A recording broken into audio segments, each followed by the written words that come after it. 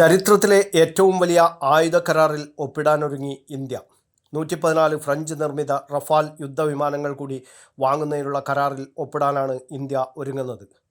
3.25 ലക്ഷം കോടി രൂപയുടെ കരാറാണിതെന്ന് അടുത്ത വൃത്തങ്ങളെ ഉദ്ധരിച്ച് NDTV റിപ്പോർട്ട് ചെയ്യുന്നു. കരാറിന് ഈ ആഴ്ച പ്രതിരോധ മന്ത്രാലയം അനുമതി നൽകുമെന്നാണ് വിവരം. വ്യോമസേനയുടെ മൾട്ടി റോൾ ഫൈറ്റർ എയർക്രാഫ്റ്റ് പ്രോഗ്രാമിൻ്റെ ഭാഗമായാണ് പുതിയ റഫാൽ യുദ്ധവിമാനങ്ങൾ ഇന്ത്യയിലെത്തിക്കുന്നത്. ഫ്രഞ്ച് പ്രസിഡന്റ് ഇമ്മാനുവൽ മക്രോൺ ഇന്ത്യയിൽ എത്തുന്നുണ്ട്. ഇതിനു മുമ്പായി കരാറിന് അന്തിമ രൂപം നൽകിയേക്കുമെന്നാണ് സൂചന. കേന്ദ്ര സർക്കാർ അനുമതി നൽകിയാൽ രാജ്യത്തെ ഏറ്റവും വലിയ ആയുധ കരാറായി ഇത് മാറും. ഇതിൻ്റെ ഭാഗമായി 100ഓളം വിമാനങ്ങൾ ഇന്ത്യയിൽ തന്നെ നിർമ്മിച്ചേക്കും. മെയ്ക്ക് ഇൻ ഇന്ത്യ പദ്ധതിയുടെ ഭാഗമായിട്ടായിരിക്കും ഇത്. 114 റഫാൽ വിമാനങ്ങൾ കൂടി ഇന്ത്യക്ക് ലഭിക്കുന്നതോടെ ലോകത്ത് ഫ്രാൻസ് കഴിഞ്ഞാൽ ഏറ്റവും കൂടുതൽ റഫാൽ വിമാനങ്ങളുള്ള വ്യോമസേനയായി ഇന്ത്യൻ വ്യോമസേന മാറും.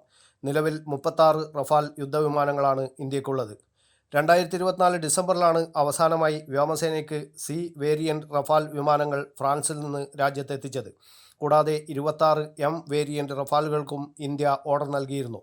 ഇതിൻ്റെ കൈമാറ്റം 2030 ആകുമ്പോഴേക്കും ഉണ്ടാകുമെന്നാണ് report. News bureau, Kannur media.